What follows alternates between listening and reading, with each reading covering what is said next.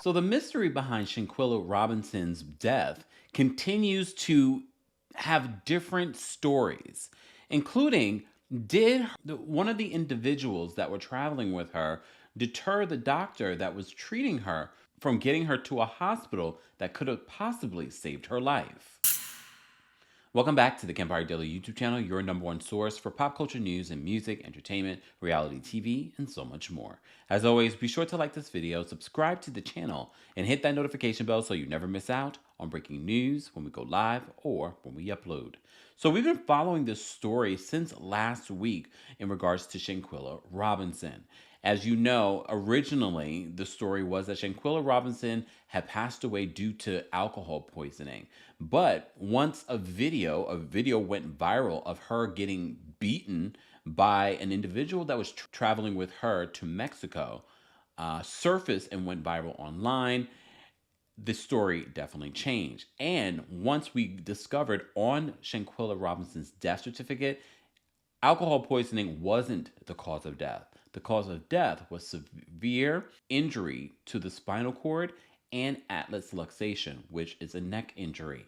Well, now the Charlotte Observer is detailing this police report that is detailing what happened the day that Shanquella Robinson died. So if you are triggered by these types of details, please consider that before watching the rest of this video. So the Charlotte Observer is writing this, and shout out to all of the journalists that have been following this story and all of the content creators that have been following and reporting on this, because I believe everyone is adding their own details and things like that in regards to piecing this puzzle together. Everyone. As you also know, the FBI is now investigating officially this, quote, femicide. And I think it's important to understand why they're calling it femicide. We'll get into that in a second. Charlotte Observer writes this. It said, the information from a police report says that Shanquella Robinson was alive when medical help first arrived at the vacation home where she was staying with a group of people last month in Cabo, Mexico. The report, though, differs from details previously reported from 25-year-old Robinson's death certificate that said she died within 15 minutes of being injured. Instead, a police report excerpt shows a doctor from a local hospital was with Robinson and others in the house for close to 3 hours before she was pronounced dead. So the Charlotte Observer obtained excerpts from a police report earlier this week that had not been yet publicly released. The information was provided by the Observer by Gerardo Zuniga, an investigative reporter who works in Los Cabos for Metropolitan MX, and details were first reported by Metropolitan MX on Monday. Okay, so he was part of the reason why the investigation started over in Mexico. So Robinson is a Charlotte native who traveled to Cabo on October 28th. She died a day later. Notably, the police information reported by and provided by this news outlet does not mention obvious signs of Robinson's physical injuries, which family members have said existed on her body prior to her burial. Grave injuries to her back and neck were determined to be the cause of death after an autopsy by officials in Mexico. The police report says that she also suffered cardiac arrest. So this is another new detail that's coming out from the Shanquella Robinson story. So since her death, as you know, the FBI and Mexican police authorities have launched investigations into how she died. The lack of conclusive evidence and conflicting explanations has led to her story going viral, invoking global outcry with countless people closely following Robinson's death. So as you know, the hashtag Justice for Shanquella has been trending on Twitter, Facebook, and TikTok. The Charlotte Observer has been unable to reach those who were with her during the trip. If you follow me on TikTok, I posted Joe Bruno, who was literally in Charlotte, knocking on the doors of the individuals that traveled with Shanquella, getting no response. And many of those phone numbers for those individuals have been disconnected. So I called phone numbers associated with all of her friends who went on the trip. The subscriber you have dialed is not in service. Most of the numbers are now disconnected, but 2 of them went straight to voicemail. Sorry, mailbox is full. I texted both of them and also paid them a visit since they have Charlotte addresses. No one answered at the first store, and the same with the second. And while no one was home when I rang the doorbell this afternoon, a neighbor did tell me this morning they spotted CMPD outside this person. Robinson's family, though, became suspicious of the, quote, friend's claims that she died of alcohol poisoning when a Mexican autopsy report showed that her cause of death was, quote, severe spinal cord injury and atlas luxation. Atlas luxation is a form of neck injury. And I saw a tweet recently where, according to Shanquella Robinson's mother, one of her best friends had been, after Shanquella had passed away, he was apparently going to the parents' home multiple days. And then after the news came out, after Shanquella Robinson's mother found out the real cause of death, she hadn't heard from him and he had not been there since. So this police report, this is where it's important, and this is where it details what happened right before Shanquella Robinson was pronounced dead.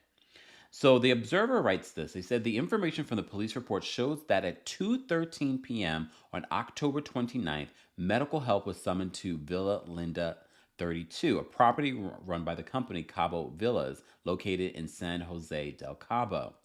Around an hour later, Dr. Carolina Beatriz Ornelas Gutierrez of the American Medical Center, a local hospital, arrived to treat Shanquella Robinson, according to report excerpts. House calls to vacation rentals for routine non-emergency medical services are common in tourist hubs in Mexico. The Observer confirmed with the American Medical Center on Monday that Gutierrez is employed there. The hospital did not respond to requests for medical and autopsy reports. It is unclear in the police report excerpt who called for medical help, but the reporting person is listed as Winter Donovan. You may have seen this. You've been following Shanquella Robinson's story, then you've seen and heard Winter's name. She's one of the other names. Allegedly, they are saying that Winter was also in a physical fight with Shanquella or a beating. We don't know. We haven't seen the video or if there is a video of that. Okay, Donovan is one of the 6 people identified by family, friends, and media sources as a person Robinson was traveling with. Donovan could not be reached for comment, and her number listed on the police report excerpt had been disconnected. The police report excerpt is in Spanish, so according to the Charlotte Observer staff translation of the document, Dr. Gutierrez says that she was told Robinson had, quote, drunk a lot of alcohol, and the medical call was Robinson to be given an IV. All right, so the doctor is coming to this villa thinking it's one thing when there are other things allegedly going on with Shanquella, including the severe neck injury, the atlas luxation. Okay. So the police report indicates Gutierrez found, quote, a female understood in the report to be Robinson with stable vital signs but dehydrated, unable to communicate verbally, and appearing to be inebriated. All right. Here's the thing. We're not medical experts, but it makes me wonder, does someone that has a spinal cord injury and a neck injury exhibit similar behavior of maybe not acting in not fully there because of the injury? So it makes me wonder if it is a mix of that and also a mix of, no, she was acting this way because of the injuries that she suffered. So they go on to say this. The doctor reported that she believed that Robinson needed to be transferred to a hospital. Listen to this. And her friends insisted that she be treated in the villa. Important detail. They're going against what the doctor is recommending. These people that do not have medical degrees are recommending, no, let's not do what the doctor is saying, according to this report. Dr. Gutierrez attempted an IV but was unsuccessful. According to the report excerpt, it's unclear what medication was in the IV. The information from the police says that the doctor was there for close to an hour when Robinson began having a seizure. The convulsions from the seizure lasted less than a minute, according to the report. At this point, the patient's friend, named Winter Donovan, called 911 to request an ambulance. According to the Observer's Spanish to English translation of the report, this was around 4:20 p.m. In the meantime, the patient presented with difficulty breathing and a lowered pulse, and they gave her rescue breaths. The doctor, along with a friend, began administering CPR at 4:49 p.m. when Gutierrez detected Robinson had stopped having a pulse. Police arrived and talked with the doctor who was treating Robinson at 5:25 p.m. It's not clear from the information in the police report exactly what time an ambulance arrived from the 911 call. The report information indicates paramedics administered a total of 14 rounds of CPR, 5 doses of adrenaline, and 6 discharges of AED shocks without success. Unable to revive Robinson, Gutierrez, the doctor, declared her dead at 5:57 p.m., according to the report excerpt. The police report information lists deceased person, cardiopulmonary arrest, cardiac arrest, as the reason police were called. So the Observer goes on to explain this, and it's important that we go through all the details because it is important when it comes to the situation, because there's so much misinformation that these individuals that were traveling with her were spreading, and what we're hearing in the police report versus what we saw on the death certificate. So Shanquella Robinson's mother, Salamandra Robinson, told news outlets that each friend from the trip had a different story. And we talked about that in one of our videos, and initially told her that her daughter had alcohol poisoning. As you know, in the death certificate, it says completely something different. So, severe spinal cord injury and atlas luxation. So the Mexican authorities are investigating Robinson's death as a possible femicide. The State Attorney General's Office of Baja California Sur announced in a statement Thursday, according to ABC News, femicide is, quote, a gender-based murder of a woman or girl by a man, according to Merriam-Webster's dictionary. The FBI began investigating Robinson's death amid the conflicting reports that the agency confirmed in a statement last Friday. The video of the fight had gone viral, as you know, on social media, and according to the FBI at the time, they had seen the video.